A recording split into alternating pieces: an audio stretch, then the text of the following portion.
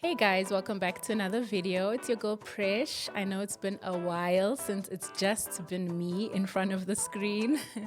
So in this video, I'm going to be sharing my tips on how I passed APC.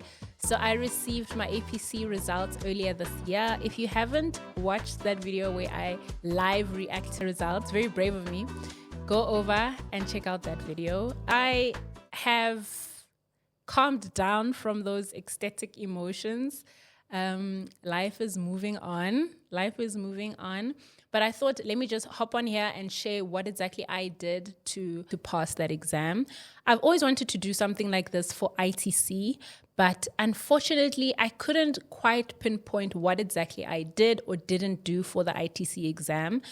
So now with APC, now that I was much more intentional and much more aware of what I did right and what I avoided, I thought, let me just jump on here, share it while it's still fresh, and help you guys get into the same place. So I think let's start off with what exactly APC is. So APC is the Assessment of Professional Competence. It's the second board exam that's required to qualify as a chartered accountant in South Africa. I'm obviously going to be speaking in the South African context.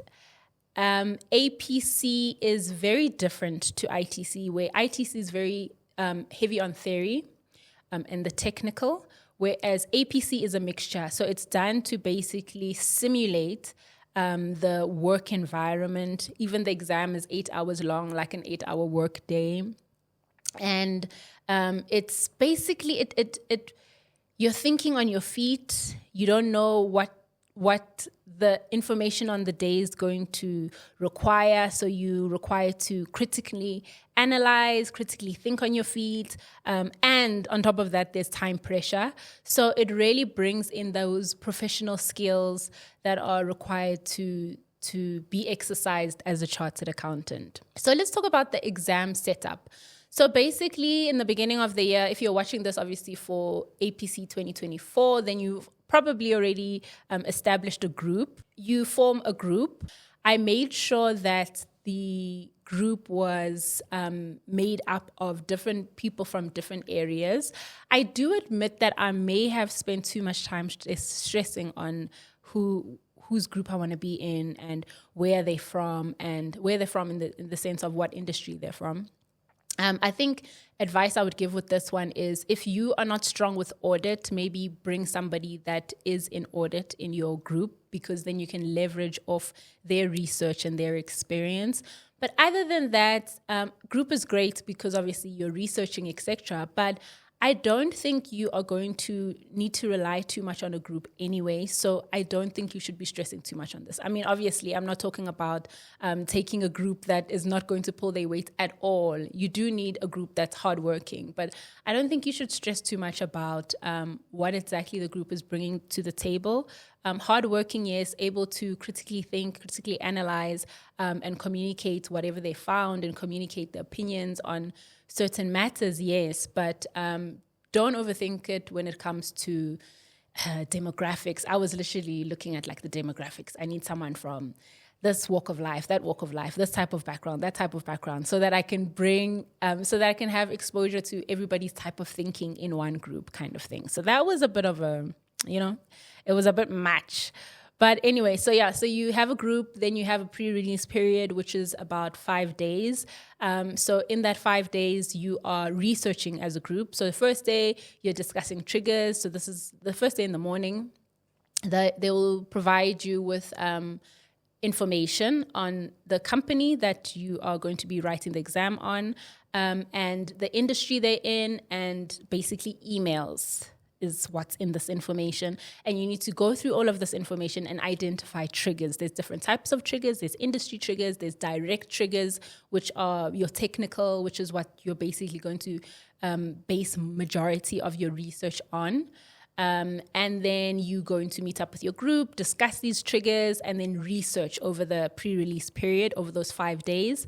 And then once those 5 days are up, and once you've shared each other's research amongst each other, Then you'll go into your exam and you'll write your exam for 8 hours. You'll have a laptop with you, you'll have your research with you, and then you'll have your technical books with you. So you'll have your standards, accounting standards, tax legislation, etc., etc. And then you sit in that exam and you show that paper what you're made of. So that's basically the background on what APC is. Let's talk about marking. So it's not your conventional marking of, okay, you got 80% for this section, you got 20% for that section. There's some marking grid that basically has criteria on what you need to fall into different levels. So you get no competence, you get limited competence, you get borderline competence, you get competent, and then you get highly competent. So basically, to pass your APC exam, you need a competent and above. So a competent or highly competent. If you're getting a BC, a borderline competent, limited competence, or not competent, obviously you're not going to pass the board exam. So that's basically how they grade you. So you need to make sure for each task you have enough in your exam, you have enough C's, for example, which are competence, to push your overall result to a C, which is what is required to pass. That's the grading. Now let's jump into the research period. So the first tip that I would share when it comes to the research period is definitely don't spend too much time on industry research. Industry research is great to provide you context on the business that you are researching on, as well as the triggers in that industry, etc. But I would definitely not advise on spending a lot of hours on researching industry, especially because the exam questions and the email questions that you get information on the day are going to be centered around your direct triggers. So focus on those. That's the first thing. The second thing is relying on your group. So it's great that you have a group, and I also strongly advise against dividing your triggers, like, okay, you do trigger 1 and 2, you do trigger 3 and 4, you do, because you really need to be, you're going to be the only one that's in that exam, right? Your group is not going to be there writing that paper for you. So you need to make sure that you are confident to answer each and every trigger. So I would advise against dividing triggers amongst the different group members. Also, make sure that you've done your own personal research. Don't rely on them too much, because again, it's just going to be you in that exam. And honestly, the researching period, I know first day you're really overwhelmed, but as the days go on, you really refine your research down to application and your answer and your opinion on certain matters and triggers. So that's my advice when it comes to the research period. The next one is application. So you cannot just go into that exam with a huge file of research. You really need to apply that information to apply the research to your information, to your triggers, etc. What I mean by this is, an example I will give is, in our exam we had leases as our accounting trigger. And it was a wet lease and a dry lease, and basically in layman's terms, wet lease is when there's different add-ons and services to the lease, where dry lease is there's no add-ons and services to the lease. So for the application, you basically need to look at different scenarios that can come out on information on the day. Information on the day, just to paint this picture quickly. So we get the pre-release information. During pre-release information on the day, you'll only see in the exam on the day. So someone explained it really nicely. They said it's basically you walking in the office and they're like, oh, Precious, by the way, you have a meeting with the board of directors on the 25th. Something to do with building taxes.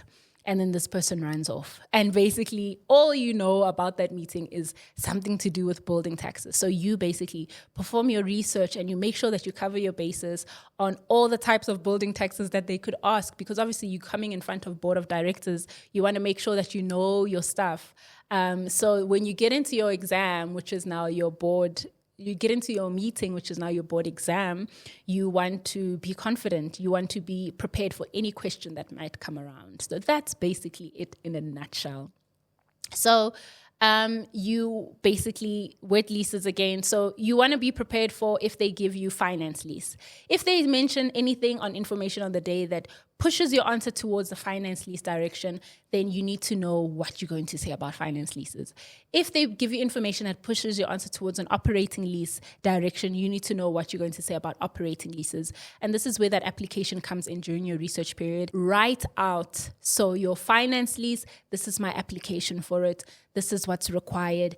If they say that the ownership is going to pass at the end of the lease term, then I'm leaning on to finance lease. And you're going to literally write out your answer in as if they're telling you that it's finance lease at home, not on, you're not going to figure it out in the exam. You're going to figure it out during your research period for all the possibilities, and then you're going to take that application with you into the exam. So that is crucial. During the year in the board course, when there were times where I really skimped and didn't give my all in the application, it showed. I didn't do as well. Then when there were times where I really made sure to apply every single thing to every possible scenario that could come out in the exam and apply myself and have my application papers in a format that I could understand. And if they say operating lease, I'm giving operating lease. Word for word, application is all available. That's when I did really well. Planning on the day. So you're in your exam now, or your board meeting, and you're given information on the day, and now you need to plan out your time. So you have 8 hours, and you now need to plan, okay, so how much time is going to each task? This is completely up to you. There's nobody that tells you, hey, task 1 is this many minutes, task 2 is that many minutes, none of that. So obviously you need to assess how you're going to approach this before the exam. I had a paper that I went into that had each task, so task 1 to 8, and under each task it had the different requireds, and it also had my planning for how I was going to answer that question. And obviously the time, how long I have allocated to that task. So I gave myself about an hour to read through the information on the day and plan out my responses. And after that, take out that hour, I left with 7 hours. That 7 hours I would divide by either the 7 tasks or the 8 tasks that were provided. And that's how much time I had for each task. You get people that think that you should divide your time according to how long each task is. So basically you look, if it's an accounting trigger, those are generally very big. If it's a tax trigger, those are generally very big. If it's an audit trigger, those are generally the smaller tasks, basically divided based on that. I didn't do that. I divided it evenly. And then if I was in a position where I completed a task quicker than the other tasks, then I would obviously take the time where I completed it quicker and give it to a task where it required more time. So yeah, that was the planning. In the planning, I just want to highlight, while I was reading and in my reading time, I made sure to, 1, number the requireds, right? So this is the next tip, making sure that you number the requireds for each task, because it is crucial that you answer everything that is requested in a task. So a task obviously will be an email and they're like, oh, hi, newly qualified CA, or hi, CFO, or whatever you are. And they'll say, okay, can I please have the tax implications? Can I please have questions that I can pose to the board of directors? And can I please have pros and cons of this arrangement? They obviously are not going to list it the way that they do in ITC of required 1, tax implications required 2. No, you need to be able to identify those individual requireds and number them. I numbered mine so that I don't miss anything. Like I said, this is crucial because if you do miss it, you can not receive a competent, because you're not answering everything that's required. So you won't receive competent for that task. So make sure that you number each and every required in that task. So once I do that in my reading time, I move it onto my planning page. Okay, so for this task, 1, 2, 3 required items that I need to cover. And then while I am in my reading time, I'm going to plan out, or I planned out how I'm going to answer each of those things. So pros and cons for the board, already high level, shorthand, I'm writing, okay, this is great because of this is great because of that, this is great because of that. So my thinking is mostly happening during reading time. Tax implications, I'm highlighting, okay, income tax, VAT is triggered, da-da-da-da-da-da.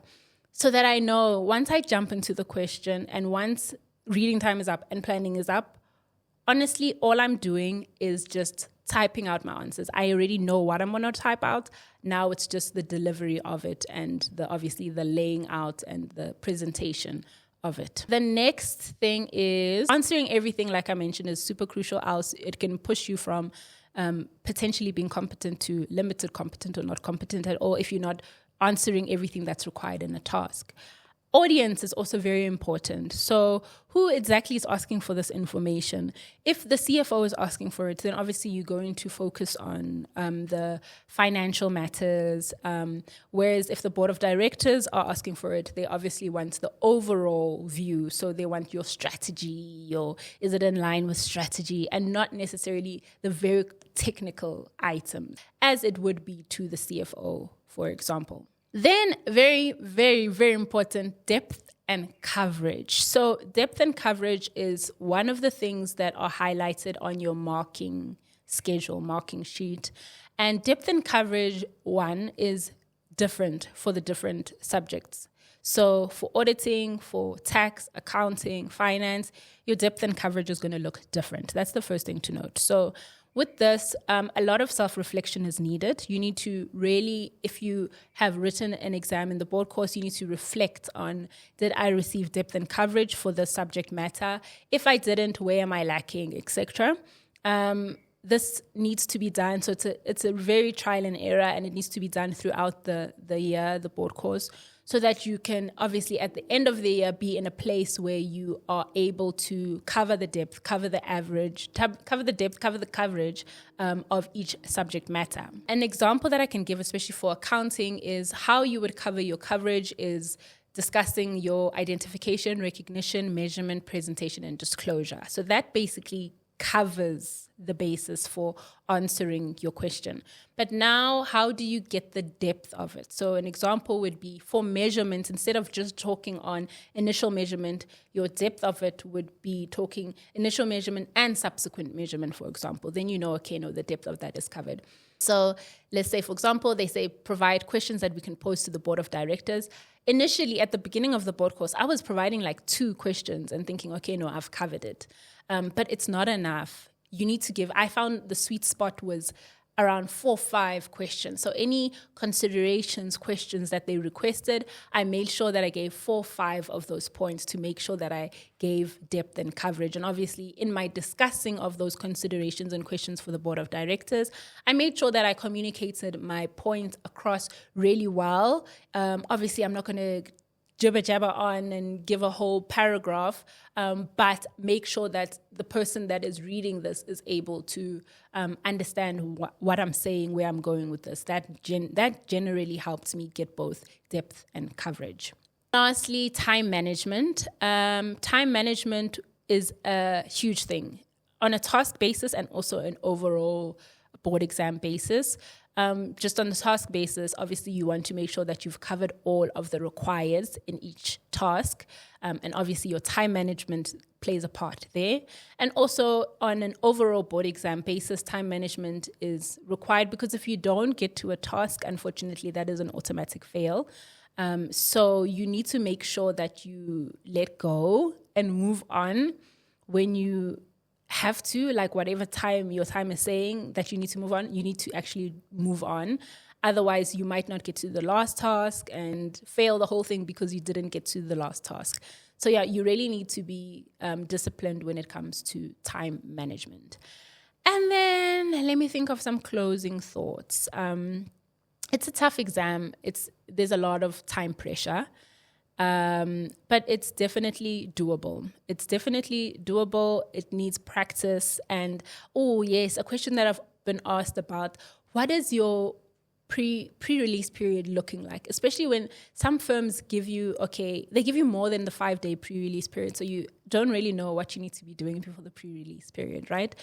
Something I did was basically look at my past papers for that year and in that APC course year, and identified what I did wrong, what notes that I made, and refresh on the mistakes that I made so that I don't repeat them, kind of thing.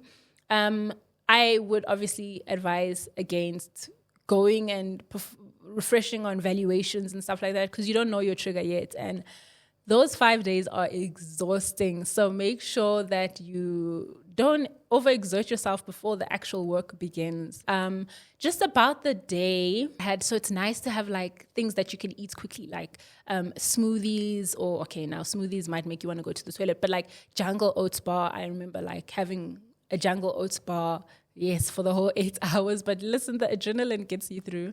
But yeah, things that you can actually snack on quickly, so that you don't take much of your exam time to, stop or go to the bathroom or whatever that is required. But anyway, you guys, that is how I approached my APC exam. Let me know if you have any questions. Drop them in the comments. It's an exciting time if you're preparing for your APC exam. You are that much closer to finishing this whole world of studying, unless you want to study further. Yeah, thank you so much for watching this video. Until my next video, bye.